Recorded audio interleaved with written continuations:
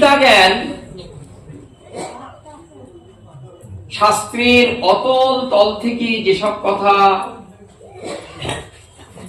নরজীবের হিতার্থে, মানুষের হিতার্থে দিয়েছেন, সেখানে অর্জুনকে সম্মুখে রেখে সাধারণ জন থেকে সত্যলোক অধিবাসী সৃষ্টিকর্তা ব্রহ্মা তার ক্ষেত্রেও প্রযোজ্য, সবার ক্ষেত্রে এই কথাগুলি প্রযোজ্য। মনুষ্য দেহধারী জীবের, একটি পশু সে বোঝে না, আহার নিদ্রা ভয় বৈথুনেই তার ইচ্ছা সমাপ্তি, কিন্তু আমাদের তা নয়। প্রচুর খাবার, প্রচুর সুখ হয়েও কিন্তু কোনো কোনো সময়ে মনটি অধিক কিছু পাওয়ার জন্য ব্যস্ত হয়ে যায়। সে তামসিক ব্যক্তি হোক, রাজসিক ব্যক্তি হোক, সাত্ত্বিক ব্যক্তি হোক, কখনো কখনো কোন শুভক্ষণে মনটি উদাস হয়ে যায়, কোনো কিছু পাওয়ার আশা তীব্র থেকে তীব্রতর হয়, লালসার প্রকাশ হয়। এটি মনুষ্য জগতে, এই আমরা মানুষ, এই জগতে মানুষের মধ্যে হীন গুণ আছে, আবার সুন্দর গুণ আছে। কেমন দেখুন, ভগবানের কিরকম ইচ্ছা, বিপদ পড়েছে দৈবাসুর সম্পর্য, দেবতা অসুরের যুদ্ধ সবাই জানে। ভগবান ভালো ভালো গুণের কথা বলে, ভক্তির কথা বলে, সচরণে নিয়ে আসার মন্ত্র বলে দৈব গুণ, আসরিক গুণ সে কথা বলেছেন। রাজসিক ব্যক্তির গুণ আসরিক গুণ, তামসিক ব্যক্তির গুণ রাক্ষসী গুণ, দেবতার গুণ দৈব গুণ। কিন্তু কিরকম দেখুন, শ্রীমদ্ ভাগবতের অন্তে দ্বাদশ স্কন্ধে যখন ভাগবতীয় কথা শেষ হয়ে যাচ্ছে না, এই ভাগবতীয় কথা কলিকালের জীবকে কি মঙ্গল সাধন করবে সে কথা শোনাচ্ছেন ব্যাসনন্দন সুখদেব মহাশয়, পরাশরের নাতি। ব্যাসনন্দন সুখদেব শোনাচ্ছেন কলিকালের কি কি ধর্ম হবে, তার মধ্যে একটি মোক্ষম ধর্ম শোনায়। ভাগবতীয় কথা, ছোট অধ্যায়, 24টি মাত্র শ্লোক, একটু রুক্ষ, বিশেষ তত্ত্ব কথা নাই, কতগুলি গুণের কথা তুলে ধরেছেন, এবং সেই গুণ বিভাগে দেখি সাত্ত্বিক, তামসিক, রাজসিক, গৃহস্থী, বানপ্রস্থী, সন্ন্যাসী, ব্রহ্মচারী সকলের কথা বলা হয়েছে। তারপরে শ্রী গোবিন্দের এক সাবধান বাণী, ছোট অধ্যায়, 24টি মাত্র শ্লোক, দীর্ঘ নয়, অল্প সময় শেষ হয়ে যাবে। তার আগে শোনাই এই দৈবাসুর সম্পদ যুগের যে বিভাজনটি। শ্রীমদ্ ভাগবতে ব্যাসনন্দন সুখদেব বলছেন, মহারাজ, কলিকালে একটা অপূর্ব ভাব দেখতে পাবে। কি সেই ভাব একটু শোনাই। বলছে, কলিকাল সব প্রত্যব্যয়ের যুগ। কঠিন কঠিন শব্দ বলে, কিন্তু ভাবটা সকলেই আস্বাদন করতে পারে। প্রত্যব্যয় অর্থাৎ যা ঠিক তা ঠিক থাকবে না।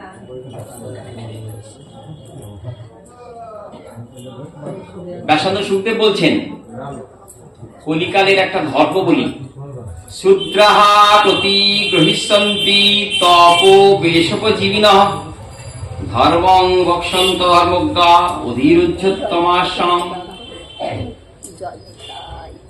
রবীন্দ্রনাথ কাবুলিওয়ালা নাটক লিখলেন। শব্দের দ্বারা যতটা সম্ভব কাবুলিওয়ালার মনের ভাব প্রকাশ করেছেন। শব্দের দ্বারা, বাক্যের দ্বারা, আপন ক্ষমতার দ্বারা রবীন্দ্রনাথ যতটা সম্ভব কাবুলিওয়ালার, মোটামুটি সবাই জানি আমরা কাবুলিয়ার গল্প।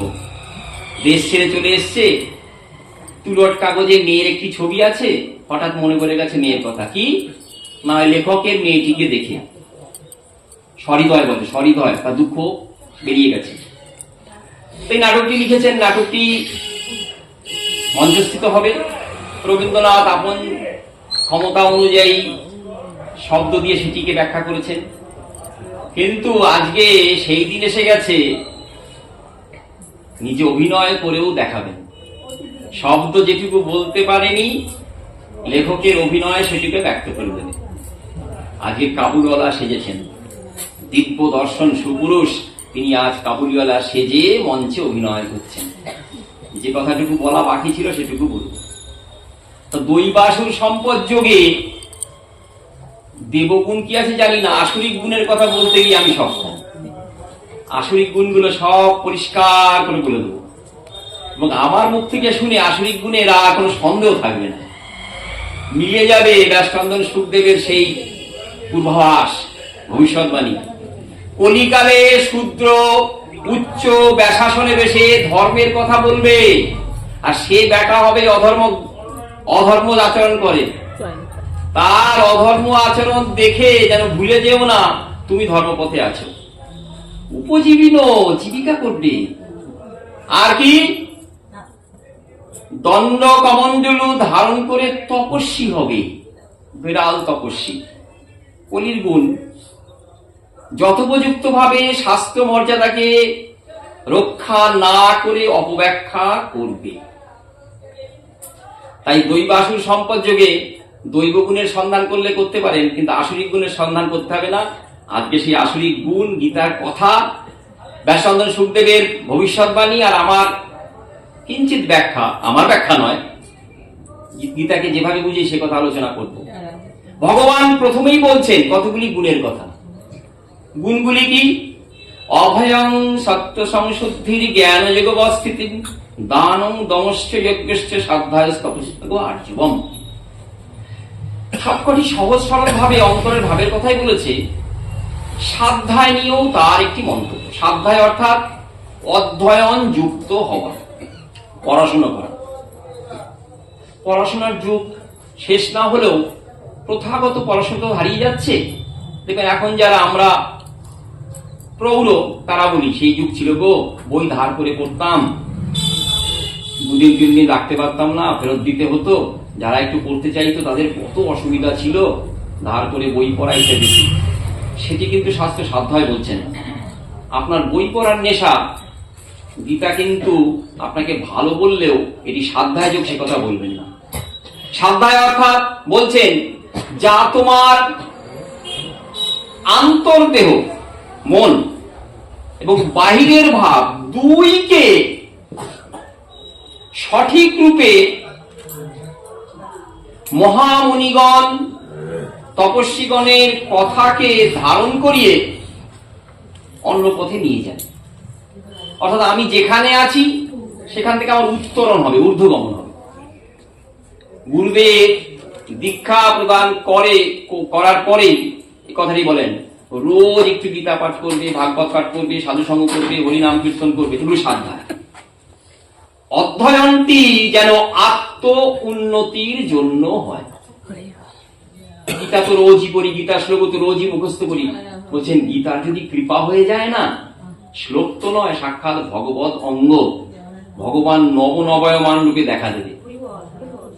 আগের দিন আলোচনা করেছিলাম অনুরাগ ধরে ভগবত সেবা। অনুরাগ তো মনের একটি ভাব বিশেষ, চেষ্টায় হয় না, আবার চেষ্টা ছাড়লেও হয় না।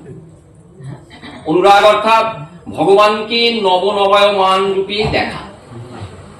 যে ভগবান আমার ইষ্ট, যে ভগবান আজ শ্রীমন্দিরে সিংহাসনস্থিত রয়েছেন, সেই ভগবানকে রোজ দেখেও পিপাসা না মিটা। উৎকৃষ্ট উদাহরণ আমার গৌর হরি। নিয়ম ভেঙে দর্শন করছেন। জগন্নাথের ভোগ হবে, সেবক হরি গোবিন্দ দাস তাকে বলছেন, গোবিন্দ আরেকটু অবসর দাও। পদ্ম পলাশলোচন শ্রীহরি নয়ন প্রান্তে যে মাধুর্য উচ্ছলিত হচ্ছে, আমাকে আরেকটু আস্বাদন করতে দাও। প্রভুকে দুপুর হয়ে গেছে, মধ্যাহ্নের সময়, তুমি তো খাওয়া দাওয়া করবে, প্রভু চলো। গোবিন্দ আর কিঞ্চিত সময় দাও। নিয়ম তো করেছেন কাছে যাবেন না, গরুর পক্ষীর স্থান থেকেই দর্শন করবেন, বারংবার নিয়ম ভাবতেন। স্নান যাত্রার সময় যে 15 দিন প্রভুর দর্শন হতো না, চলে যেতেন আলালনাথে, কত কষ্ট, করুণ ভাব। বলছেন আমি অধমজন, তাই অনবসর কাল, অদর্শনের কাল, দেখা পাবো না। উৎকৃষ্ট উদাহরণ গৌরহরি, যে অনুরাগ ভরে দর্শন করলে সাধকের কি দশা হয়। ভগবান দাপরে এবং কলিতে মনুষ্যবৎ লীলা করেছেন মানুষের মতন। এটিকে স্মরণ রেখে সেই লীলা সাধন করতে হবে। মনুষ্যবৎ, মানুষের মতন, মানুষ নন কিন্তু, আমরা মানুষ কিন্তু মনুষ্যবৎ লীলা। গৌরহরি সেই লীলা আমাদের স্মরণ করিয়ে দেয়। যদি জীবের চিত্তে অনুরাগ দশাটির উদয় হয়, তাহলে সে কিভাবে গোবিন্দ মাধুর্য আস্বাদন করে। তাই এই গোবিন্দ মাধুর্য আস্বাদন করার যে উপায়, অনুরাগ ভরে দর্শন, সেটি সকলের ভাগ্যে হয় না। কিন্তু সাধ্যায়কে অবলম্বন করলে, কৃপাকে আকর্ষণ করলে ধীরে ধীরে অনুরাগ দশায় উপস্থিত হওয়া যায়। নিষ্ঠা কাকে বলে? গুরু বাক্যে, শাস্ত্র বাক্যে দৃঢ় বিশ্বাস। শাস্ত্র বাক্যে আমাদের সবারই বিশ্বাস আছে, কিন্তু দৃঢ় বিশ্বাসটি থাকে না। বলছে বেড়ালকে, বাড়ির টিয়া পাখিটিকে মালিক কৃষ্ণ কথা, হরি কথা, রাধে রাধে বলো কত কথা শিখিয়েছে। যেই বেড়াল আক্রমণ করতে আসে সব ভুলে ট্যাঁ ট্যাঁ ট্যাঁ ট্যাঁ করে। নিষ্ঠা কিন্তু ঠিক এরকম না। যেভাবে আসুক না কেন সস্থানে আপন ভাবে তিষ্ঠ থাকা। গুরু বাক্যে যেমন বিশ্বাস, শাস্ত্র বাক্যেও তদ্রূপ বিশ্বাস। নরোত্তম প্রভু সমস্যার সমাধান করতে বললেন, সাধু শাস্ত্র গুরু বাক্য হৃদয়ে করিয়া ঐক্য, আর না মনে করিও আশা। ভুল হবে না কিছু যদি শ্রী গুরুদেবের কথা এবং শাস্ত্রের কথা মিলিয়ে মিলিয়ে অগ্রসর হও। অগ্রবর্তী হয়ে দেখবে পরম ধনের লাভ হবে, পরম ধনের স্পর্শ হবে। তাই সাধ্যায়ের প্রতি বিশেষ জোর দিয়েছেন শ্রী গোবিন্দ। এখন অর্জুন তো বলতে পারেন, প্রভু গো, যুদ্ধ করব, রাজ্য শাসন করব, না তোমার কথা মতো সাধ্যায় যুগে যুক্ত হব। অর্জুনের যে দ্বন্দ্ব, অর্জুনের যে দ্বিধা, সব ধীরে ধীরে ঘুচে গেছে। সকালবেলায় যখন শয্যা ত্যাগ করেছেন, কি কুয়াশা, মনে হচ্ছিল না যে সূর্যদেব আর উঠবেন। কিন্তু আমাদের সকলের মনে আশা সঞ্চার করে দ্বীপ্রহরে দুপুরবেলা কিন্তু উদিত হয়েছেন এবং আমরা সকলেই আনন্দিত হয়েছি। শাস্ত্র বলছেন, গুরুবাক্য, শাস্ত্রবাক্য এই রূপে জীবের চিত্তের মলকে, অন্ধকারকে দূর করে দেয়। আর বিশ্বাস নাই, কারণ বুঝতে পারছেন, অনুভব নাই। অনুভবটি কবে হবে? অনুভবী জনের সঙ্গ এবং ধীরে ধীরে সে কথাতে মনোনিবেশ করা। প্রথম দিনই কেউ শেখে না, প্রথম দিনেই সব জ্ঞান রপ্ত হয় না, কারোরই না। যার হয় সে পূর্বজন্মের সংস্কার। কিন্তু আমাদের নাই হতজন ইতর্জন, তাদের কি হয়? অভ্যাস বৈরাগ্যের দ্বারা তাকে অবলম্বন করে শিখতে হয়। তাই প্রথম দিনে না হলেও নিষ্ঠা, সেই প্রত্যয়, কথা বললাম, অন্তরে সেই বিশ্বাস, সেই আশা, আশা জাগিয়ে তোলে, যার দ্বারা পাবোই পাবো বিশ্বাস হয়। প্রথম দিন যদি শিষ্যকে বলা হয় এটা গুরুবাক্যে বিশ্বাস হলো, মাথা নাড়বে বটে, কিন্তু অন্তরটা দেখুন, সেখানে কিন্তু পূর্ণ বিশ্বাস নেই। ভগবত আলোকে নিজের অন্তরকে আলোকিত না করতে পারলে গুরুবাক্যে, শাস্ত্রবাক্যে বিশ্বাস আসেই না। শ্রী গোবিন্দ কৃপা না করলে নিষ্ঠা যথার্থ নিষ্ঠা হবে না। পদে পদে সাধককে দ্বন্দ্ব বিভক্ত করে দেবে। ঠিক হচ্ছে তো, এটি তো, ওটি তো, তাহলে দ্বন্দ্ব কি হবে না? দ্বন্দ্ব না হলে অগ্রসর হবে কি করে, এগোবে কি করে? দ্বন্দ্ব যেখানে, অগ্রসর সেখানে, অগ্রসর হওয়া। তাই সাধ্যায় পারবো না, আমার দ্বারা হবে না, অর্জুন এটি নয়। সাধ্যায় যুক্ত জন আমার পরম পদ লাভ করে, এটি একটি কথা। তাহলে প্রভু বৈরাগ্যের কথা তোমাকে ব্যক্ত করা, অভ্যাসের কথা বলা তোমাকে তো বৃথা। অর্জুন যুদ্ধ করবে, তার কাছে বৈরাগ্য কোথায়? গীতায় দেখি বৈরাগ্যের কথা এসছে বারবার, বিশেষ ভাবে রাগযুক্ত হওয়া। এখন সমস্যাটা কি হয় জানেন তো, আমরা যারা বঙ্গভাষী না, তাদের কাছে কিছু কিছু শব্দ একটা আচ্ছাদন তৈরি করে।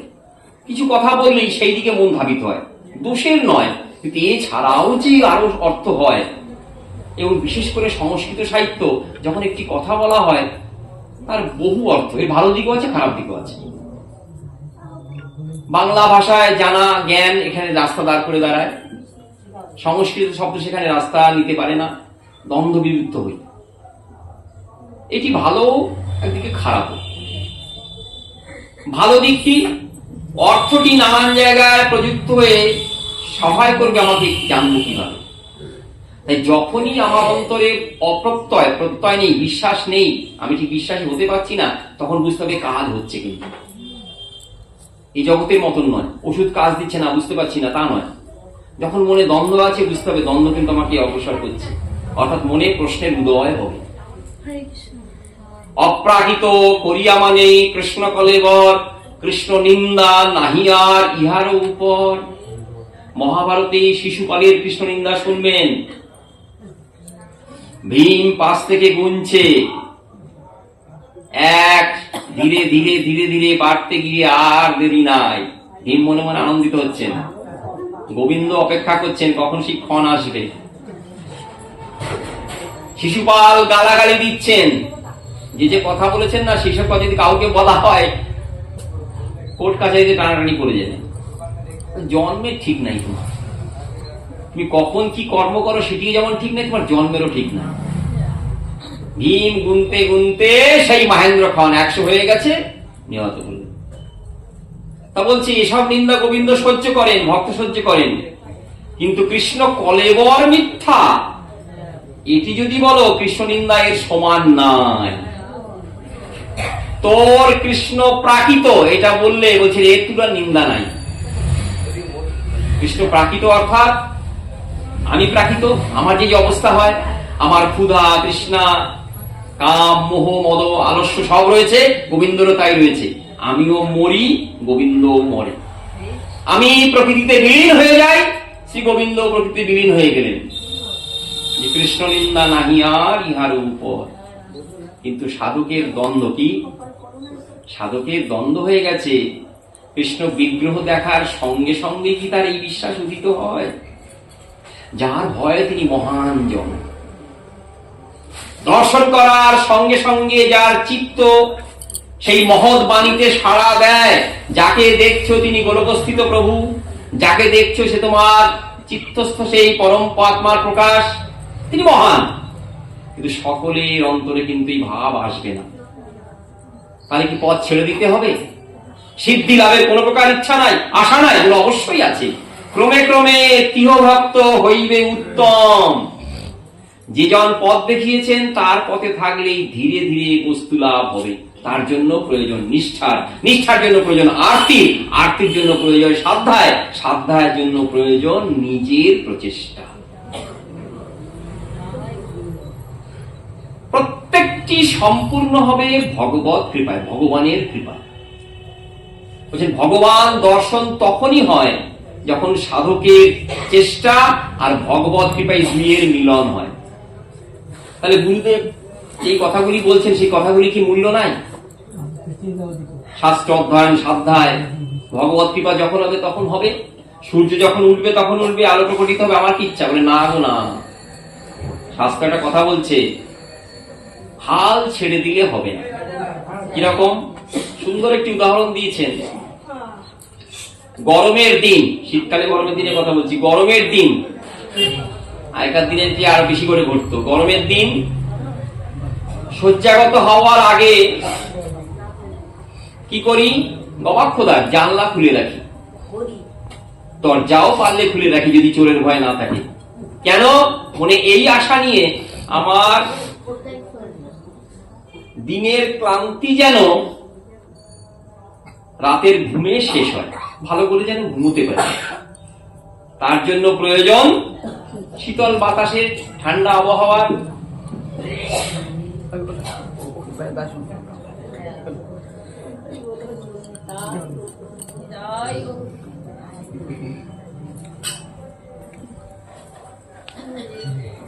জানলা বা গবাক্ষদ্বার কিন্তু খুলে রাখতে হবে। কেন না? আপনার মনে আশা আছে কোন এক শুভক্ষণে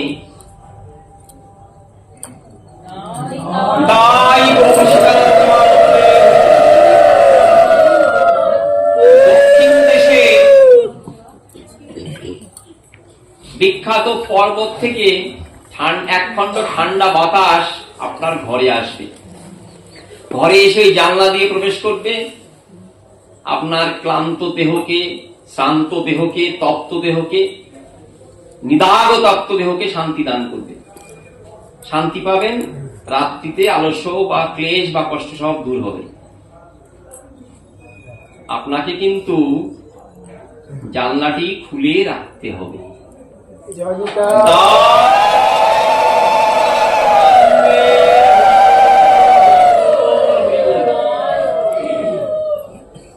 এখন যদি মনে করেন কখন ওই শীতল বাতাস আসবে, এসে আমার দিকে আসবে কিনা, নানান প্রকার বিচার, বিতর্ক, অপসিদ্ধান্ত, তাহলে কিন্তু ওই ক্লান্ত দেহ ক্লান্তই থাকবে। ক্লান্ত দেহ ক্লান্তই থাকবে, শান্তি আসবে না। তাই শান্তি আসার জন্য কিন্তু জানলাটি খোলা রাখতেই হবে। ভগবত কৃপা আসবে তো, ভগবান কৃপা করবেন।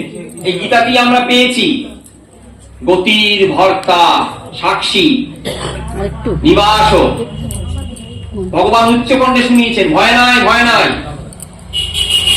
আমাতেই রয়েছে।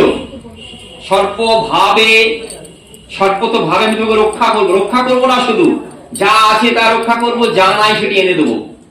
তিনি তো পিতা, পিতা সন্তানকে কৃপা করবেন না তো কাকে করবেন? আমার প্রতি এমনিতেও কৃপা রয়েছে, দেহ ধারণ করছি, কর্মফল ভোগ করছি, বাসুদেব রূপে, জনার্দন রূপে তিনি আমার কর্মক্ষয় করে দিচ্ছেন, কৃপা রয়েছে।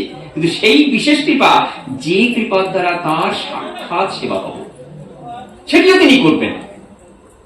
সেই কৃপাকে নিজের সাধনার সাথে যুক্ত করার জন্য ওই জানলা খুলে রাখা রূপ ভাব হলো সাধ্যায়।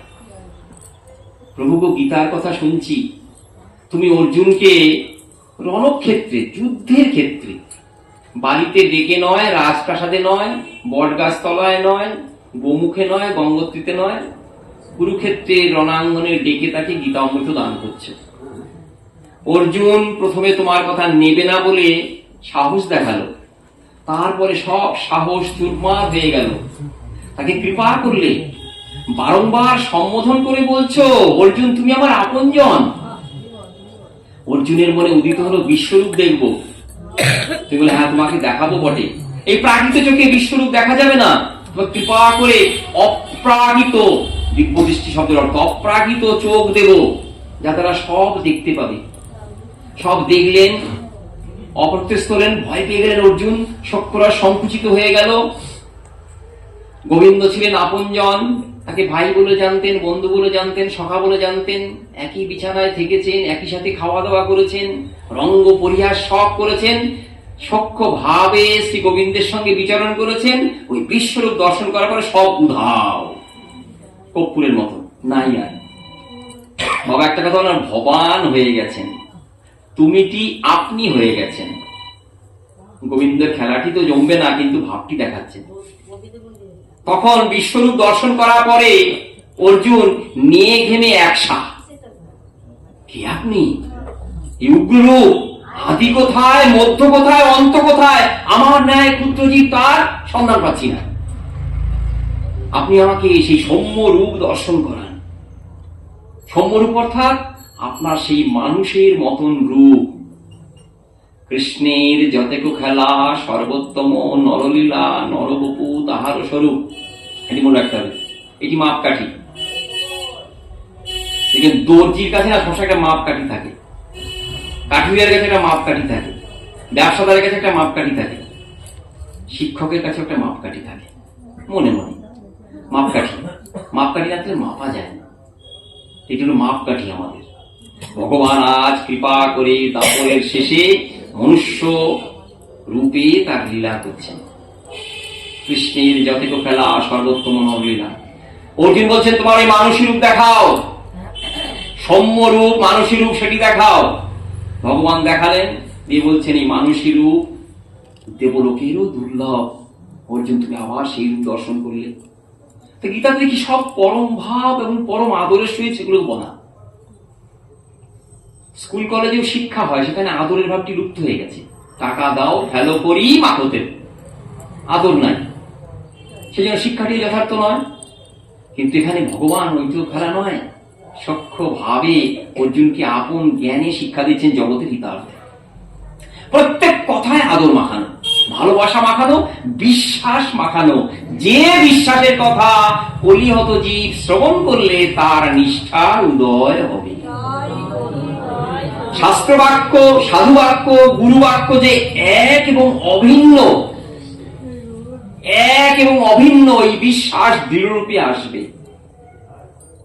শ্রী গোবিন্দ ভক্তের সেবিত শ্রী বিগ্রহ সাক্ষাৎ, প্রাকৃত তো নয়, সাক্ষাৎ। ভক্তের ভক্তিতে তার চলন বলন গমন সব হয়, তিনি গলে যান, বিগলিত বিশেষ রূপে গলে যান। এই বিশ্বাসটি অন্তরে দৃঢ়রূপে আসবে। বাবা একটা কাহিনী বলেন না, রামানুজাচার্যের কাহিনী। পরে শিষ্য হয়েছিলেন, বড় মন্দবীর, শক্তি খুব, 12 বনিতা আসক্ত। কৃপা করলেন, আমি ওই মন্দির ছেড়ে আর কোথাও যাব না। রঙ্গনাথের এত মাধুর্যে মগ্ন, দেহ মন প্রাণ সব পান করে মগ্ন। সাধকের যখন এই ভাবটি অন্তরে দৃঢ় হবে তখন নিষ্ঠা পাকা হবে। কিন্তু তার পূর্বে গোবিন্দ কৃপাকে আকর্ষণ করতে হবে। ভগবান বলছেন এই স্বাধ্যায় যোগের দ্বারা ওই কৃপার যে পথ সেটি উন্মোচিত হয়। কি উন্মোচিত হয়? বাধা সব দূরে চলে যায়, ভগবত কৃপা গোবিন্দ কৃপা চলে আসে। এখানে পড়াশোনার কিন্তু কোনো, আমি পড়াশোনা জানি না এসব কথা হবে না। সাধু সঙ্গ করলেই কিন্তু বোঝা যায়। যারা নিত্যদিন ভাগবত শ্রবণ করেন তারা সিদ্ধান্তে কিন্তু অপটু নয়। আগেকার দিন আগে তারা লেখাপড়া জানেন না, কিন্তু সিদ্ধান্তে অপটু নয়। আপনি যদি অন্যভাবে অন্য কোনো কথা ব্যক্ত করেন ধরে ফেলবেন। কারণ যদি না বুঝে কেহ শুনিতে শুনিতে সেহ কি অদ্ভুত চৈতন্য চরিত। কবির পয়ারে ফুটে উঠেছে লীলা কথা এবং আশ্বাসবাণী, এই নিষ্ঠার কথা। যদি না বুঝে কেহ শুনিতে শুনিতে সেহ কি অদ্ভুত চৈতন্য চরিত। কি হবে তাহলে? কৃষ্ণে উপজীবে প্রীতি, বুঝিবে রসেরও রীতি, শুনিলেই হয় পরহিত। পয়ারের একটু অংশকে নিয়ে আলোচনা করুন, সারা সময়টি অতিবাহিত হয়ে যাবে। রসের খেলা। শ্রী গোবিন্দ মাধুর্য আস্বাদন করতে গেলে অন্তরে এই ভাবটি উদিত হয়। এটি না থাকলে আস্বাদন করা যায় না। আপনি গোবিন্দকে যেভাবেই দেখবেন রস মাধ্যমে আস্বাদন। কৃষ্ণে উপজীবে প্রীতি, ভগবানের ভালোবাসা আসবে। শাস্ত্রে শুনি, সাধুবাক্যে শুনি যে ভালোবাসা অন্তরই রয়েছে। হ্যাঁ, অন্তরিত রয়েছে। অন্তঃস্থিত ভালোবাসা সেটি জাগ্রত হবে।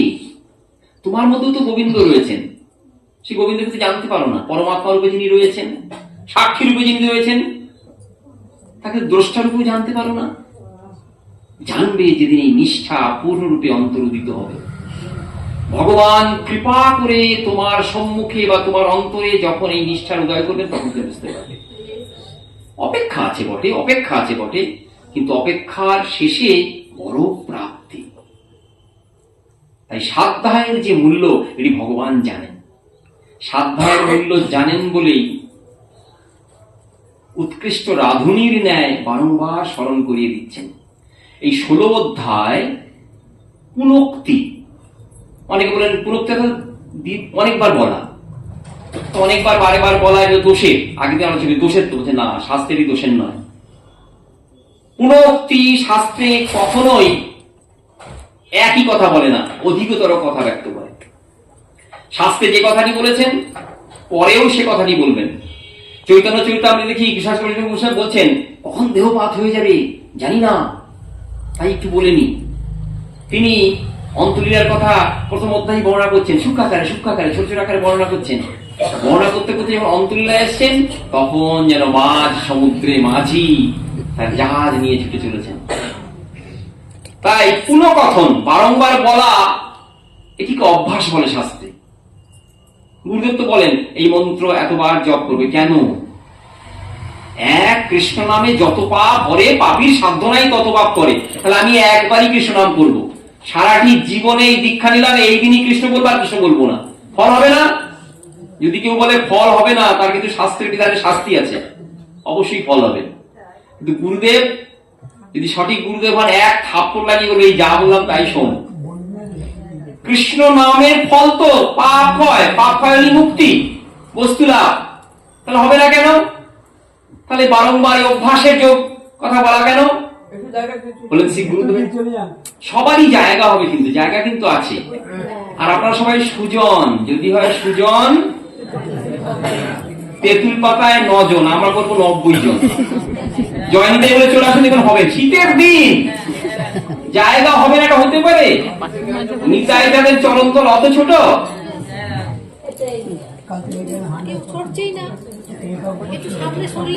না না এত জায়গা, ভুলে যাব ভুলে যাব কথা বলছি, কথাটা বলছো কেন তুমি? না বললেও তো হচ্ছে না। জয়নিতাই ভুলে যাব, বলতে চান ভুলে যেন না যাই। নিষ্ঠা সাধ্যায় যোগযুক্ত। সাধ্যায় তার যে মূল্য শ্রী গোবিন্দ জানেন, সেই জন্য বলছেন দেখো এই অভয়, সত্যগুণ ইত্যাদি তার সঙ্গে সাধ্যায় দিয়ে যুক্ত। কারা সাধ্যায় করবে? আমি আগে বললাম অর্জুন কি সাধ্যায় করবে নাকি? অবশ্যই করবে, কিন্তু অন্যভাবে। সাধন পথে অগ্রসর হতে গেলে সেখানে বর্ণ বিভাজনকে বিশেষ মর্যাদা দিলে হবে না। সাধন সকলের জন্যই সমান। রোগ যেমন সকলের হয়, ভালো জিনিসটি সকলের হতে পারে। আপনার পরমান্ন খাবার খুব ইচ্ছা, খুব ভালো লাগে, আমার তো লাগতে পারে। তাই আদেশপত্র প্রবেশপত্র সবার জন্য এক। হ্যাঁ, অবশ্যই অর্জুন সাধ্যায় যোগে যুক্ত হবে। কিভাবে? সাধুগণের সঙ্গে তাদের আদেশ, তাদের নির্দেশকে শিরোধার্য করে। সাধুগণের যে আদেশ বা নির্দেশ, এই অধ্যায় শেষে গোবিন্দ বলবেন শাস্ত্র বিধিকে উৎসৃজ্য যে ত্যাগ করে, সে সিদ্ধি তো দূরে থাক, সাধন পথে অগ্রসর হতে পারে না। বলবেন একটু পরে বলবো কথা। তো অর্জুনের সাধ্যায় আর ব্রহ্মচারীর সাধ্যায় তাতে পার্থক্য থাকবে। ব্রহ্মচারী আন্তরিকভাবে সাধ্যায়কে নিজের জীবনপণ করে গ্রহণ করে ওই পথে ধীরে ধীরে অগ্রসর হবে। অগ্রসর হয়ে জগতের কাছে সেই জ্ঞান বিচার করবেন। এখানে দেখি ভগবান ব্রহ্মচারীর কথা বললেন। এই সাধ্যায় এবং অভয় এবং অন্যান্য গুণাবলী সম্পৃক্ত। অভয় অর্থাৎ ভয়হীনতা। ওইখানে ভয় আছে, আপনি ভয় পেয়েছেন, ভয়টা কিভাবে যাবে বলুন তো? ওটির স্বরূপ যথার্থ রূপে জানা, তখন ভয় চলে গেছে। ভয়টি তখনই যাবে যখন আপনি সুন্দর রূপে জানবেন ব্যাপারটি কি। না জানলে তো অজ্ঞান, অন্ধকার তো ভয়। তাই শাস্ত্র যখন জানলাম না, তখন ভয় রূপে দেখা দেয়, কঠোর রূপে দেখা দেয়, আর ভয়াল রূপটি দেখা দেয়। কিন্তু শাস্ত্রকে মাতা বলে অঙ্গীকার করলে, তার চরণতলে বসে পড়লে, সে কিন্তু কৃপা বারিধি সিঞ্চন করে।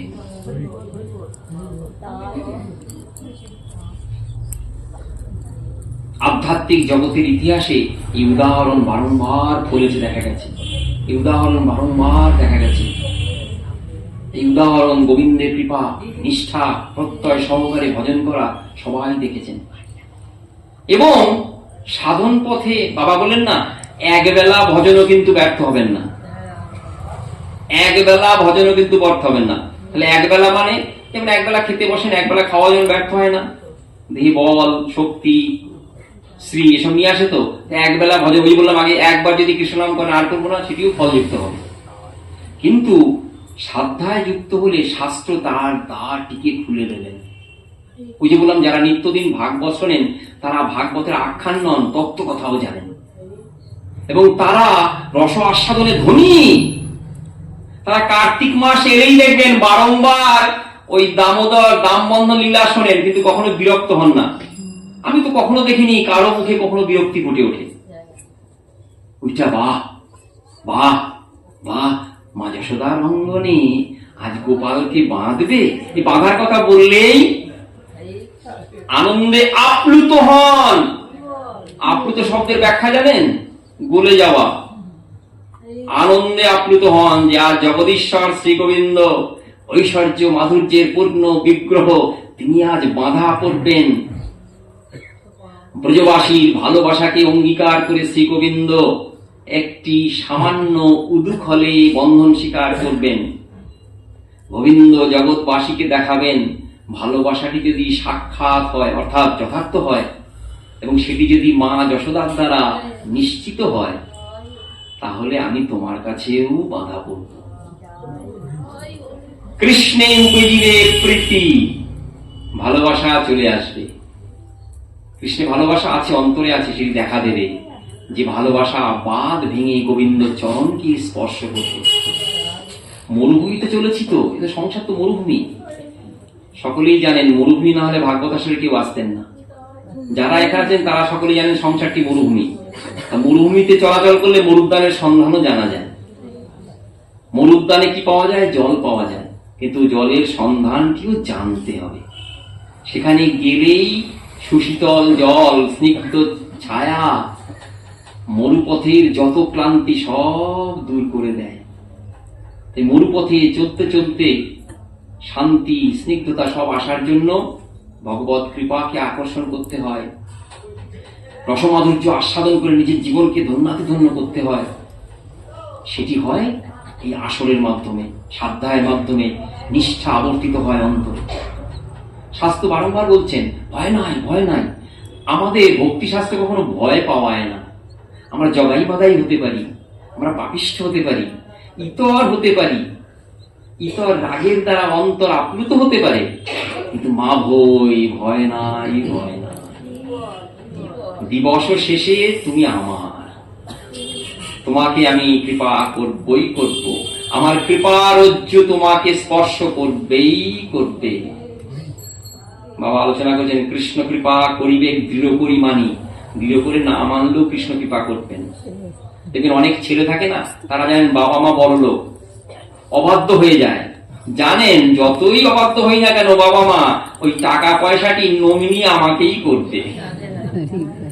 ভক্ত জানেন প্রভু গো, দিনের প্রারম্ভে দিনান্তে যদি তোমাকে নাও ডাকতে পারি, গুরু কৃপায় তোমার নামের মহাসুর আমার কর্ণদ্বারে প্রবেশ করেছে, আমি কৃপা পাবই পাবো। এই বিশ্বাসটি জাজল্যমান হয়ে ওঠে, দৃঢ় হয়ে ওঠে, তার নিষ্ঠার প্রকাশ হয়। ধীরে ধীরে সাধক ভক্তের অন্তরে প্রত্যয় জাগে, হবেই হবে। গৌর ভক্তগণ, বাবা নেই গৌর ভক্তগণ, তাদের আবার হারাবার কি আছে, তাদের অভাবের কি আছে? সবটাই ভাবে পূর্ণ। আস্বাদনের কিঞ্চিত বিলম্ব হয়।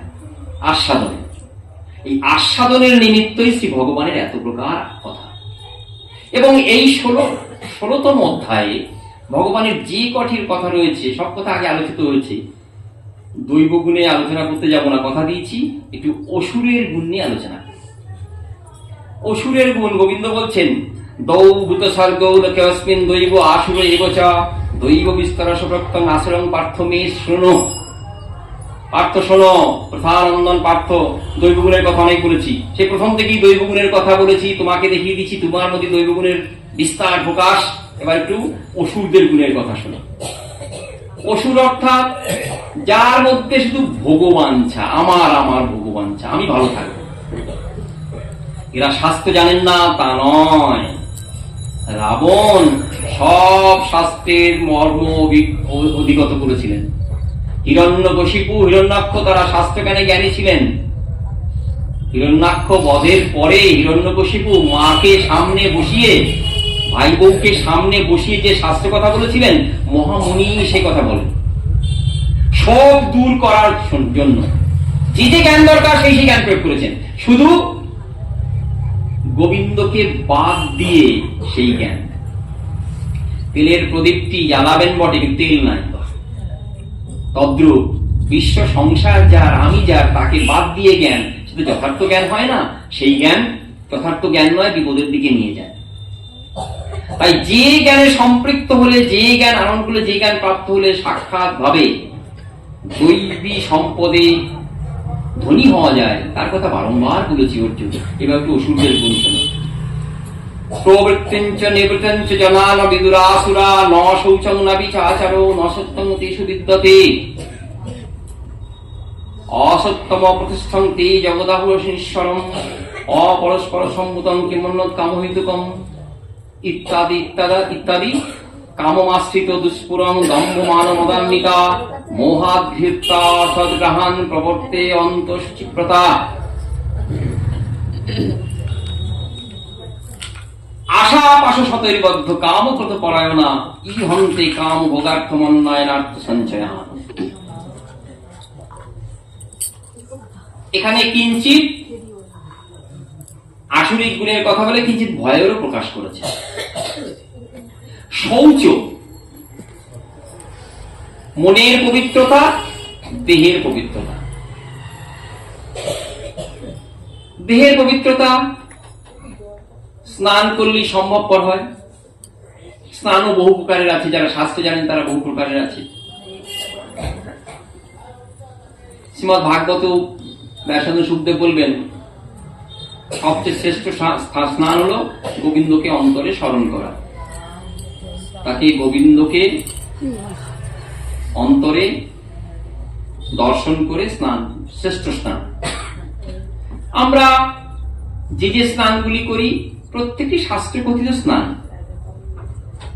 উত্তম মধ্যম স্নান আছে, কিন্তু এটি বাহ্যিক, এটি বাইরের। রোগাক্রান্ত ব্যক্তি শয্যাশায়ী হয়ে রয়েছে, বিছানায় পড়ে রয়েছে, এখন তাকে যদি বলেন ম্যালেরিয়াগ্রস্ত লোক, তাকে যদি বলেন যে গঙ্গা স্নান করে এসো, সম্ভব? কিন্তু শৌচ না হলে মন্ত্র জপ হয় না, শৌচ না হলে ভগবত চিন্তন হয় না। শৌচ তো প্রথমেই দরকার। বলেন এই শব্দটির মধ্যেই অর্থ নিহিত আছে। মা সূচক, গোবিন্দ বলছেন মা সূচক, তোমার সব পাপ আমি দূর করে দেব, ভাবতে হবে না।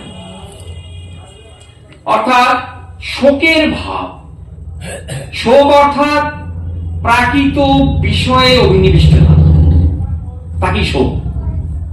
কেউ মরে যাওয়া সংবাদ প্রেরণ করলে সঙ্গে সঙ্গে আমরা অসুচি হয়ে যাই, সে যেই হোক না কেন, আপনার আত্মীয় হোক অনাত্মীয় হোক, যখনই মরণের খবর শুনে আপনি অসৌচ হলেন, অসৌচ দশা হল। তাহলে উপায়টা কি? শৌচ হতে হবে, পবিত্র হতে হবে। শাস্ত্র অনেক প্রকার বিধান দিয়েছে। আপনি গোবিন্দ স্মরণ করলেন, আপনার মনে শোকের উদয় হয়েছিল, আপনি শোককে দূর করলেন গোবিন্দ স্মরণ করে। কারণ আত্মীয় স্বজন বিয়োগ হয়েছে, নিকট আত্মীয়, অতি নিকট আত্মীয়, তাদের বিয়োগ ব্যথা, তারা যে চলে গেছে, এই ব্যথাটি মন থেকে দূর করতে পারছি না। তখন সেবা পূজা অন্য সবকিছু করা সম্ভবপর নয়। শাস্ত্র বারণ বলছে তখন কিন্তু ত্যাগ করবে না, কিন্তু করা খুব কষ্টকর, খুব কষ্টকর হয়ে পড়ে। বলছেন তুমি কিন্তু শোকগ্রস্ত, তুমি অসুচি। কেন গো? না শোকের দ্বারা যে জন পথভ্রষ্ট হয়েছে সে তো আপন স্বরূপেই স্থিত নয়। কথাটা কঠিন হয়ে গেল, ভেঙে বলি, সবাই জানেন কথাগুলি জানেন। শোক যখন অন্তরে এলো, তুমি যে নিত্যকালের শ্রীহরির দাস এটা ভুলে গেছো।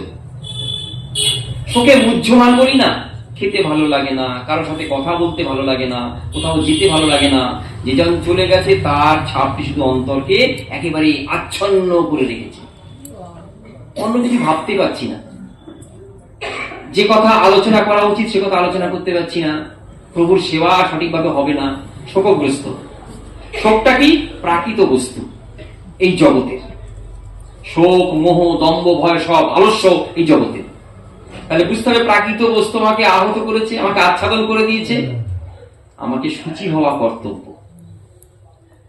এই যে শোক দশা, তার থেকে উঠে আসতে হবে আমাকে। কি করে উঠে আসবো? শাস্ত্র সে বিধানও দিয়েছে, নানান প্রকার কর্মের কথা বলেছেন। আর সঙ্গে সঙ্গে আন্তঃশৌচি, ভেতরটাও তো পরিষ্কার করতে হবে।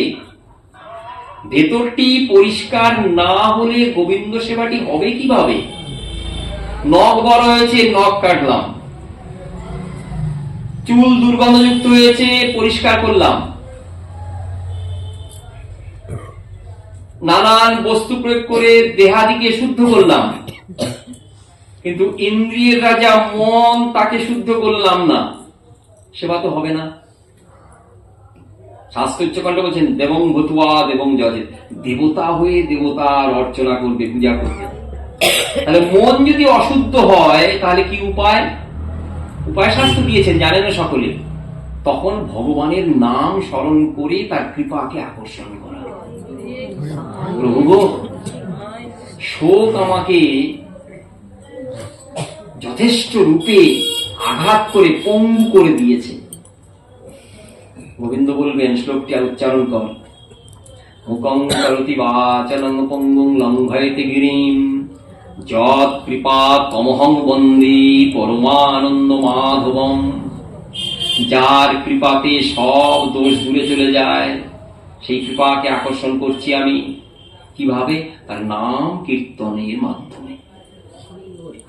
আর এই বারংবার কীর্তন করতে করতে অন্তরে যে শোকের আভাস, দুর্দান্ত শোকের আভাস, সেটি চলে যাবে। শ্রীমদ্ ভাগবত সাক্ষী দিয়ে বলছেন, এই জগতে পুত্র হারাবার ন্যায় শোক নাই। সে জন যদি নিত্যদিন ভাগবতের আসরে আসে, ভাগবতের এতটাই শক্তি, সেই দর্জমানা পুড়িয়ে মারছে যে শোক, সেই দর্জমানা শোককেও শুষে নেবে। ভাগবত শোক শুষে নেবার সাগর। এই জগতে এমন বান্ধব কেউ আছে? কেউ পারবে? কেউ পারবে না। সন্তান হারাবার শোক তিনি জানেন কত প্রবল, কত অসহনীয়। যিনি সন্তান হারিয়েছেন, কেউ প্রবোধ বাক্য দিতে পারবে না, কারো প্রবোধ বাক্য সেই অন্তরকে স্পর্শ করবে না, শাস্ত্রটি জানেন। তার কি মাটির কি অবস্থা হবে? ভাগবত বলছেন, আমার চরণতলে এসো, আমার কৃপার আঁচল দিয়ে তোমার সব দুঃখ অপনোদন করে দেব, আর দুঃখ থাকবে না। ভাবো, দুঃখ দূর করলে হবে না, সেটি তো আমি জানি। তোমার চোখের জল যেমন মোছাবো, তেমন তোমার আঁচলটিও ভর্তি করে প্রেম সম্পদ দান করব। শৌচের দেখেন কি দাম। শুধু গঙ্গা স্নান করে এলাম তাহলে শৌচ হলাম, পর সেটি নিষিদ্ধ নয়। সে নিষিদ্ধ নয়, সে নিতান্ত ছোটও নয়, প্রয়োজন। কিন্তু আন্তর শৌচের জোর শ্রী গোবিন্দ দিয়েছেন, অন্তরটিকে তোমাপতি করা। আর আন্তর শৌচ হলেও যে গৌণগুণ, দম্ভ, মোহ, আলস্য সব দূরে চলে যাবে। রাজা যদি বর্ষতা স্বীকার করে, আগেকার দিনে রাজারা, এখনো রাজা যুদ্ধ হয় বটে, লোকক্ষয় বেশি হয়। রাজাকে পরাজিত করলেই কি হলো? পেয়ে গেলাম রাজ্য। তা মনকে যদি কেউ জয় করতে পারেন, সেখানে কাম, ক্রোধ, লোভ, যেদিকে দ্বার বলা হয়েছে, তারা তো সব পরাস্ত হয়েই গেল। গৃহে বা জঙ্গলে থাকে, নরোত্তম কথা, কি মিষ্ট কথা। কষ্ট হচ্ছে, গীতা আসর আর দুদিন মাত্র, কারণ আপনাদের না শ্রোতা পাবো না। যারা আসবেন তারা নিত্যদিনের বান্ধব, আর আপনারা পরিযায়ী বান্ধব। এমন বান্ধব পেতে মনে আশা যায় আপনারা থাকবেন না। যারা আসেন তারা চিরকালীন বান্ধব। মনে মনে কষ্ট হচ্ছে, এতদিন পরে মন্দিরে এত জায়গা নিয়ে টানাটানি, এত হুড়ুহুড়ি থাকবে না, কষ্ট হচ্ছে মনে। কিন্তু একটা কথা, এই যে ভাব, এই যে গীতার কৃপা, এই যে কৃপার মাধুর্য আস্বাদন, সেটি যদি দীর্ঘদিন করা যায়, চিত্ত থেকে সব শোক দুঃখ দূর করে দেবে। শ্রী গোবিন্দের মুখে উক্ত যে ভাব, এই শৌচ, যে কথা বলছিলাম আগে, সেই শৌচ ভগবত কৃপা সম্বলিত হওয়া চাই। আমার মনে যেন শ্রী গোবিন্দের নাম, গুণ, রূপ, লীলা রূপ বস্তুর দ্বারা শুদ্ধতা প্রাপ্ত হয়। এর একটা ক্রম রয়েছে। যে জন লীলা আস্বাদন করে লীলা স্থানে পৌঁছতে পেরে লীলা আস্বাদন করবেন, কিন্তু আমি যে জন পারিনি, সে নাম কি আশ্রয় গ্রহণ করব। আদরাত অনুদিনম খলুষৈব দৃষ্টান, গোসাই বললেন, নামকে আদরের সহিত সেবা করবে, গ্রহণ করবে। রোজ তো আদরের সহিত গ্রহণ করতে পারছি না। হরে কৃষ্ণ কৃষ্ণ কৃষ্ণ হরে হরে, হরে রাম রাম রাম হরে হরে, আদর শূন্য। হরে কৃষ্ণ কৃষ্ণ কৃষ্ণ হরে হরে, হরে রাম রাম রাম হরে হরে। আবার নিষ্ঠা অভ্যাস করতে করতে একদিন চোখ ভেঙে, অন্তর ভেঙে প্রেমাশ্রুর বাড়ি দেখা দেবে। সেদিনের দেরি নাই, যে সাধক নিষ্ঠা করে গুরুকৃপাকে অন্তর অবলম্বন করে এই কথা প্রসারণ, গীতা বাক্যকে আমার জীবনে ফলবে না কেন?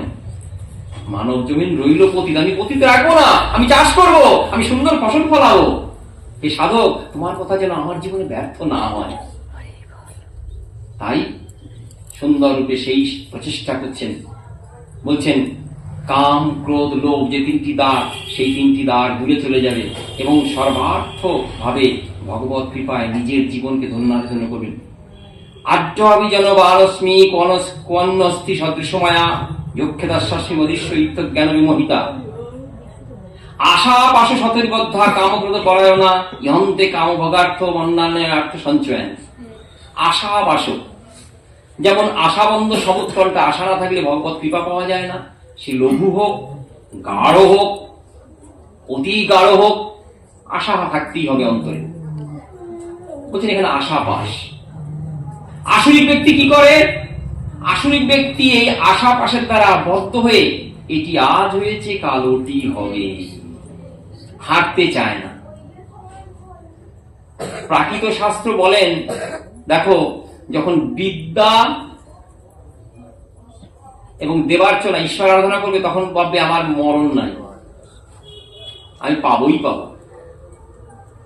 অর্থ আদায় করার সময় নিয়ে ভাববে। তা ওই যে আসরিক জন যিনি শত আশাপাশে বদ্ধ, আশার দ্বারা বদ্ধ, সে কখনো শান্তি পায় না, কারণ দুষ্পূরণীয়, পূর্ণ কখনো হবার নয়। অন্তর জ্বলছে, সেখানে আবার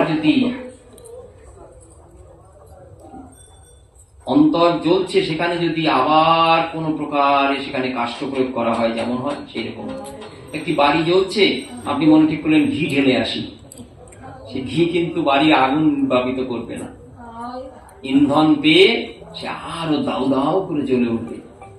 তাই যে কাম, যে লোভ, যে মোহ আমাকে পতিতজন করেছে, এই কামভক্ত দেহ কেন পেয়েছি? আগে জন্মে কামী ছিলাম, দুষ্পরিণীয় কাম আমার অন্তরে আছে, সেটা নিয়ে এসেছি, এখন সেটাকে দূর করতে হবে। এইখানে ভগবান বলছেন শাস্ত্র বিধিকে যে ত্যাগ করে সে সিদ্ধিকে পায় না।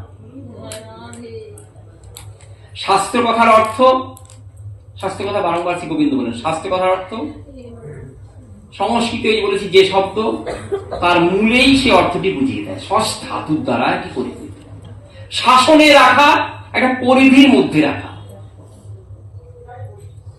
সর্বত্র এই শাসনের কথা আছে, নিয়ন্ত্রণের কথা আছে। আপনি যাই করুন না কেন, রাস্তা দিয়ে যাবেন, আপনিও যাচ্ছেন আমিও যাচ্ছি, গায়ে ধাক্কা লেগে গেল, কত কুৎসিত কথা বলি না? সেও তো বলতে পারে, হ্যাঁ বলতে পারে, রাস্তা সকলের, আবার সকলের নয়। কারণ যদি নিয়ম না মানেন তাহলে কিন্তু আপনাকে বিপদের হাতে পড়তে হবে। রাস্তা যখন সকলের, অধিকারবোধ যখন সকলের, নিয়মটিও সকলকেই মানতে হবে। নিয়ম যদি না মানেন, শাসনের যদি বসে না আসেন, তাহলে কিন্তু সঠিক স্থানে পৌঁছানো হবে না। পথে যদি বিপদ হয়ে যায় না, ওই গাড়ি এসে ধাক্কা মারে, তাহলে কিন্তু সে বলবে উল্টো পথে যাচ্ছিলেন কেন? কোর্ট কাছারি করেও কিন্তু ফল হবে না, ওই ভাঙা ঠ্যাং ভাঙাই থাকবে। সাধু সাবধান। এইরকম করে নিয়ম মানতে মানতে মানতে মানতে, আমি ব্যবসা করছি, সরকার বাহাদুর তোমাকে ট্যাক্স দেবো কেন? দিবি না মানে নিয়ম দেয়ার, দিতে হবে, দিবি না তো তাহলে জেল খায়। কত কষ্ট করে পড়াশোনা করেছি, কত বছর করে চাকরি বাকরি পেয়েছি, মাসের শেষে কেন টাকা দিতে হবে? দিতে হবে, নিয়ম দিতে হবে। শাস্ত্র জানেন, নিশ্চিত রূপে জানেন কোথায় সিদ্ধি লুকিয়ে আছে। ভগবান বলছেন শাস্ত্রবিধি ত্যাগ করা চলবে না। এটি কি ভয়ের কথা নাকি? না না না, ভয়ের কথা নয়, এটি ভয়ের কথা হতেই পারে না। প্রথমেই বলেছি শ্রী গীতা শুধু কোনো একটি একক সংঘের জন্য নয়, একটি গোষ্ঠীর জন্য নয়, এককভাবে পৃথা পুত্র পার্থর জন্য তো নয়, সবার জন্য মা বলা হয়েছে। গান্ধারী শতপুত্রের জননী, গীতা মা জগৎ জননী, সকলেরই মা। শুধু তার ছায়া তলে আসতে হবে, মায়ের কৃপা পাওয়ার জন্য তার ছত্র ছায়া আসতে হবে। গীতা মা সকলকে কৃপা করবেন, জ্যেষ্ঠ কনিষ্ঠ মধ্যমে ভাগ নাই, ছোট বড় ভাগ নাই, মা সকলকেই কৃপা করবেন।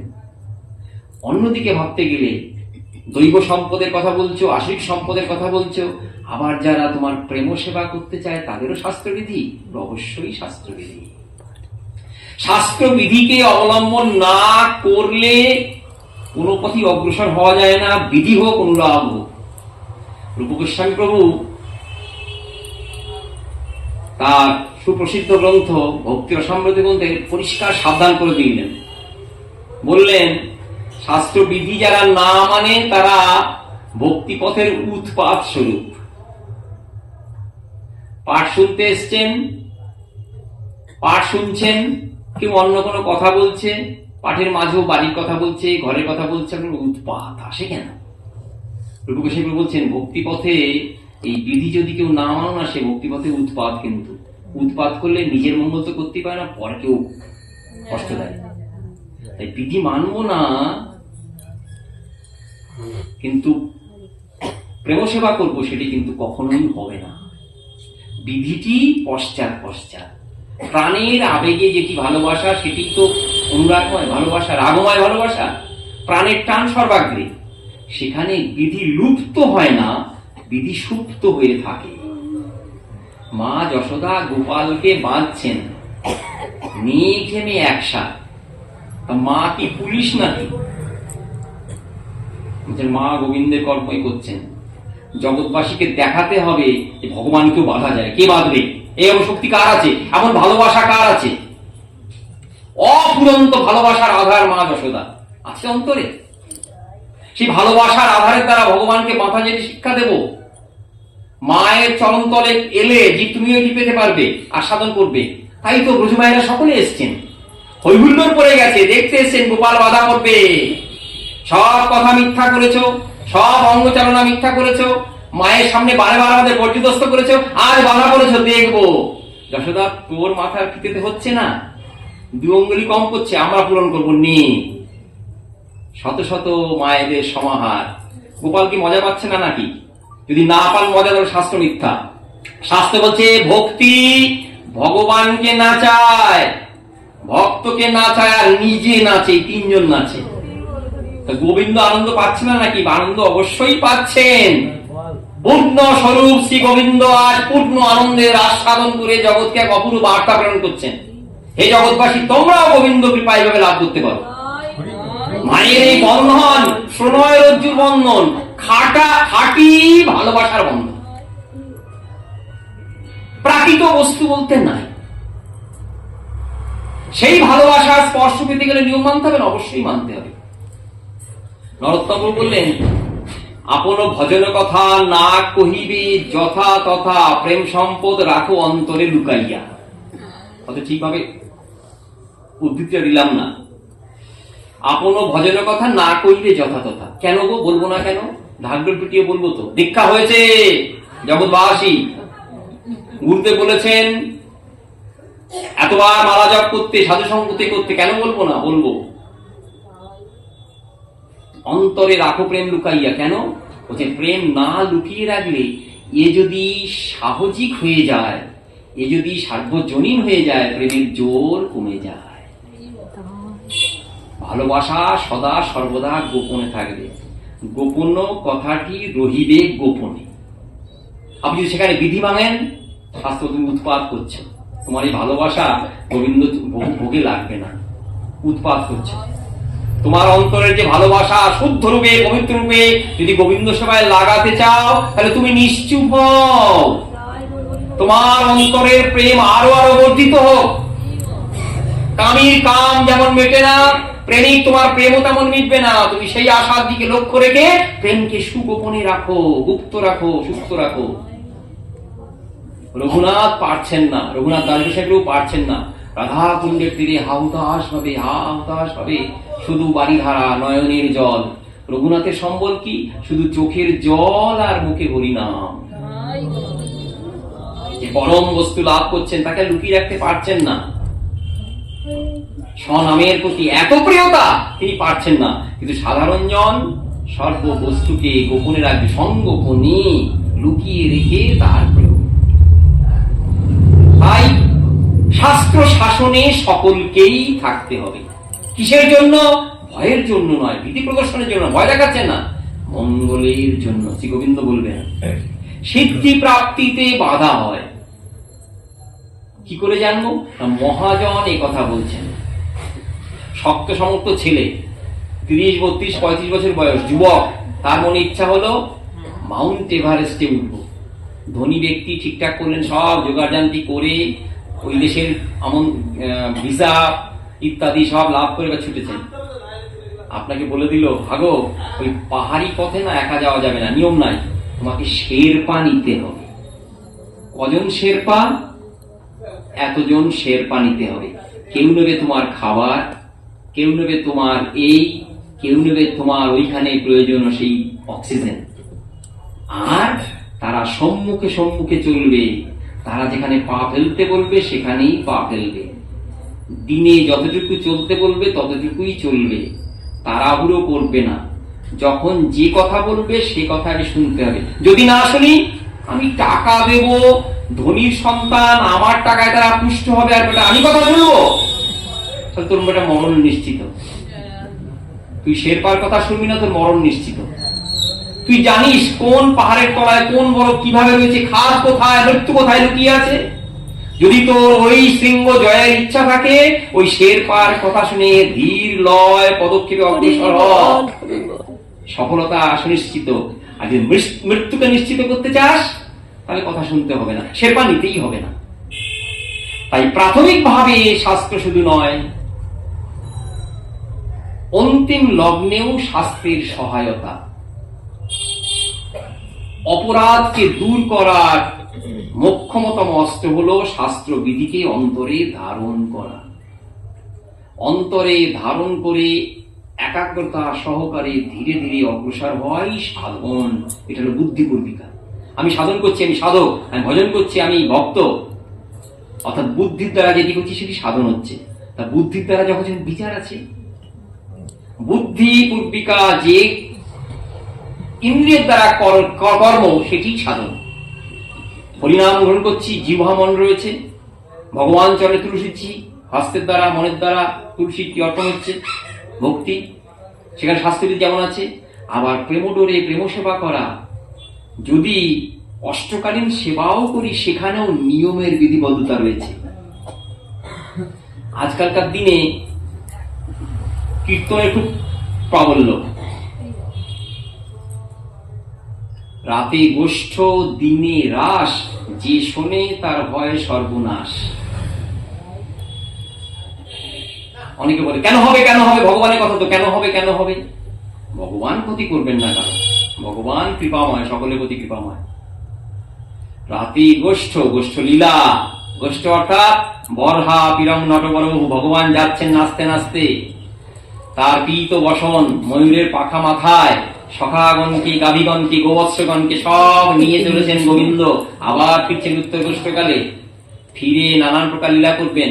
আপনি রাতের বেলা সেই গান শ্রবণ করছেন, কীর্তনিয়া গিয়েছে, আপনি শুনছেন।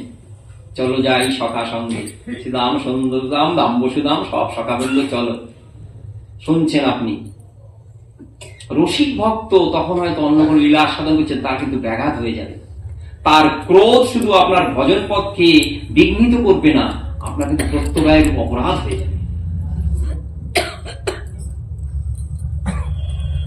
দিনের বেলা রাস শুনছেন, শারদ চন্দ্র পবন মন্দ, এখানে ভরল কুসুম গন্ধ, আহা কি সুন্দর, শরৎকালে চাঁদ উঠলে কি মনটা ভরে যায় গো। এবার গোপীগণ আসবেন, কৃষ্ণের মোহন মুরলী রবে, সবাই আসবে, গোপীগণের সঙ্গে গোবিন্দের কি অপূর্ব লীলা হবে। আপনি শুনছেন, অন্যজনকেও শোনাচ্ছেন, সাধু সাবধান, সাধু সাবধান। এটি জানেন বলেই কিন্তু মহাজন বলেছে, রাতে গোষ্ঠ দিনে রাত, যে শোনে তার হয় সর্বনাশ। কেন? আপনি শাস্ত্র বিধিকে উপেক্ষা করছেন। অষ্টকালীন লীলায় সেই ব্রাহ্ম মুহূর্ত থেকে শুরু হয়ে যায়, যখন যেটি করার তখন সেটি। বিসর্জনের দিনে আবাহন, আবাহনের দিনে বিসর্জনে ঠিক হয়, ইহা তিষ্ঠ ইহা তিষ্ঠ, ইহা গচ্ছ ইহা গচ্ছ বলার পরিবর্তে বিসর্জনের মন্ত্র উচ্চারণ করেন, তাহলে কিন্তু সেটি মনোভূত হয় না। শাস্ত্র বললেন, অনুরাগময়ী সেবার পূর্ণ উদ্দেশ্য হল কৃষ্ণ সুখৈক তাৎপর্যময়ী সেবা। ভগবান কিসে সুখী হবে? এখানে গীতা পাঠ হবে, চলো যাই, এসে দেখলেন ওই সিমেন্টের মেঝেই, আর কিচ্ছু দেয়া নেই। শীতের দিনে সিমেন্টের মেঝে বসা যায়? আমি তো পারি না, যে পারেন পারেন, কি কষ্টকর। একজন আপনার সজ্জন ব্যক্তি, একজন আপনার বন্ধুস্থানীয় ব্যক্তি, সে কি করলেন, একটা কম্বল এনে পেতে দিলেন, আপনার সুখবোধ হলো। ভাবো অনেক কষ্ট পেয়েছো, কম্বলে করে বসো, আমি এক কাপ চা নিয়ে আসছি। তার প্রীতি সাধন হচ্ছে। এই যদি গরমকালে হয়, থাকো ফাঁকা মেঝেতে বসবে, কম্বলে বসো, এক গ্লাস গরম জল খাও। সুতরাং সেবাটি হবে প্রীতি সাধনের জন্য, যাকে ভালোবাসছি। কৃষ্ণ সুখৈক তাৎপর্যময়ী সেবা। সেবা বললেই কিন্তু হতো, সেবা বললেই বুঝিবে রসিক, যার না বুঝিবে মূঢ়, বুঝে যেতেন। কিন্তু যারা রসিক ব্যক্তি তারা বুঝতেন। কিন্তু আমাদের ন্যায় মূঢ়জন ইতরজন রয়েছেন, তাদেরকে সাবধান করছেন। কৃষ্ণ সুখৈক তাৎপর্য অর্থাৎ অন্তর্নিহিত ভাব, যেটি করলে কৃষ্ণ সুখী হবেন, তুমি এটিকে অবলম্বন করো। প্রভু যাতে সুখী হবেন সেই ভাবকে অবলম্বন করো। সেটি কি? প্রত্যর্থে আনন্দের উল্লাস যেন হয়। গোপাল রোজ বলে, মা গোষ্ঠে যাব, গোঠে যাব, মা সখারা যায়।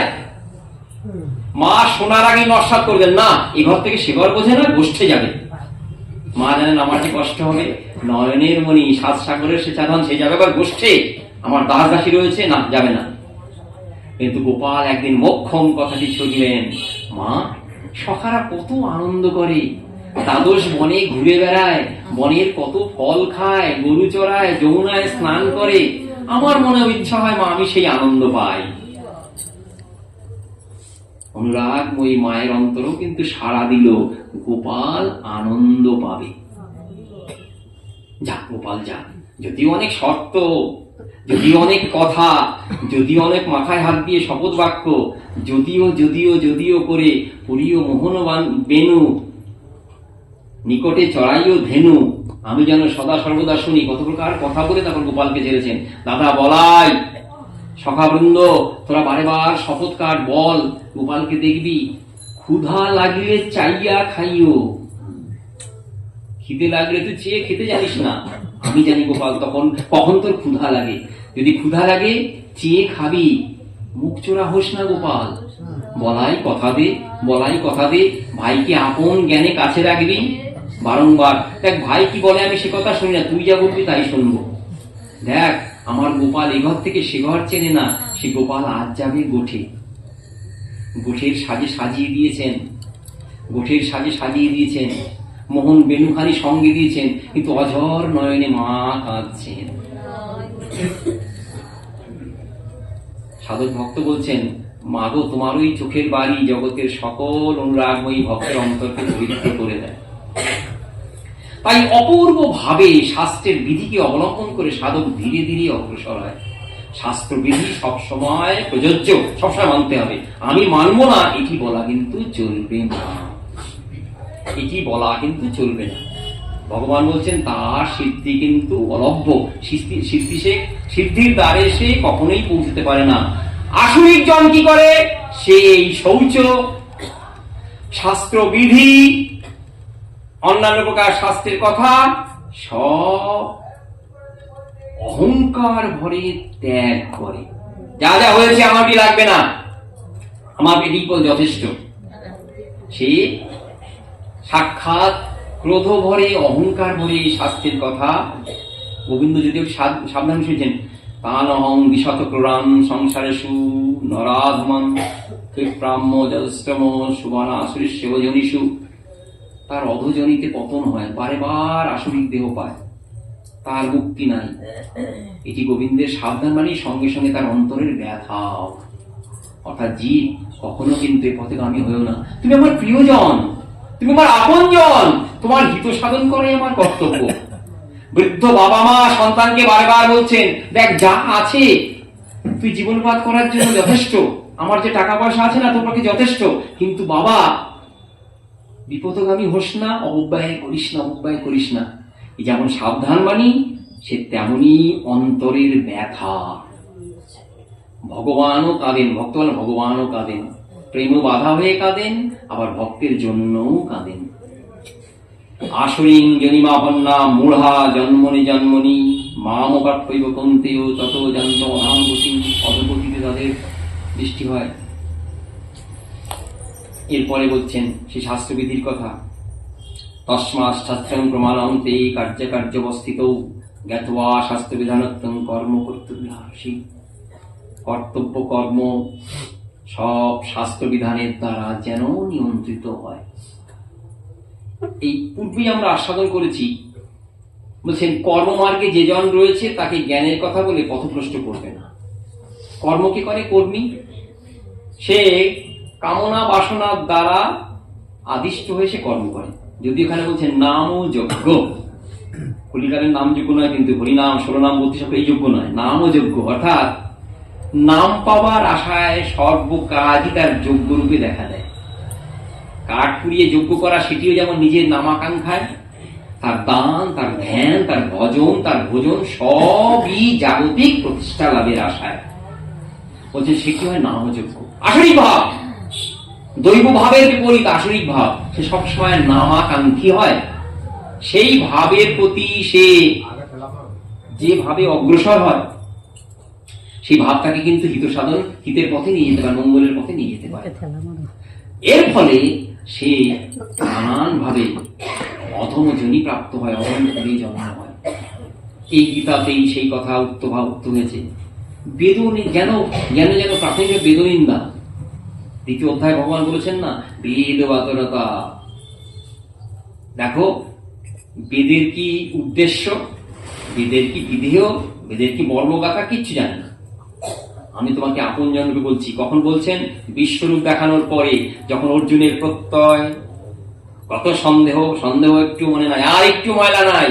ভগবান তুমি কি সেই ভগবান, নাকি দেবকী শুধু কুন্তি মায়ের আত্মীয়, আমার সখা? তুমি সেই ছোট, নাকি তুমি সেই বৃহৎ? তুমি কি সেই পুরুষোত্তম প্রভু? তুমি কি সেই অব্যয় অদ্বিতীয় সত্তা? এই বিশ্বাস দৃঢ় রূপে দেখা দিয়েছে। তারপরে গোবিন্দ বলছেন এই কথা। বিশ্বরূপ দর্শনের পরে গোবিন্দ বলছেন এই কথা। দেখো তোমাকে যে ভাব দর্শন করিয়েছি, সহসা দর্শন করা হয় না। তুমি যে জ্ঞান লাভ করলে সচরাচর লাভ করা যায় না, কিন্তু আমার প্রিয় জন বলেই জগৎকে জ্ঞান করলাম। এই কথাগুলি বলে তারপর শাস্ত্রের যে পথ সে নির্দেশ করছেন। তাই শ্রীগীতার যে বাণী, শ্রীগীতার যে ধর্মকথা, শ্রীগীতার যে একান্ত অভিনিবেশ, সেটি হল জীবের হিত সাধন, মঙ্গল সাধন।